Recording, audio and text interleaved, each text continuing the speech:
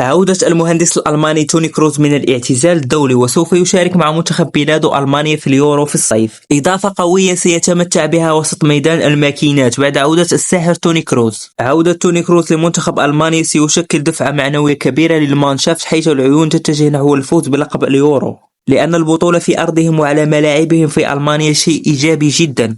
عودة واحد من أساطير ألمانيا للمنتخب شيء كبير حرفيا. توني كروز دقة في التمريرات وأناقة كبيرة وخبرة كبيرة جدا. تخيل معي وسط ميدان ألمانيا هكذا، جوشوا كيميش والأنيق والمهندس توني كروز وإلكاي غوندوغان، وأمامهم الرائع جمال موسيالا. حرفيا عظمة يا أخي. أنا سعيد جدا لأني سأشاهد أسطورة مثل توني كروز في اليورو في الصيف.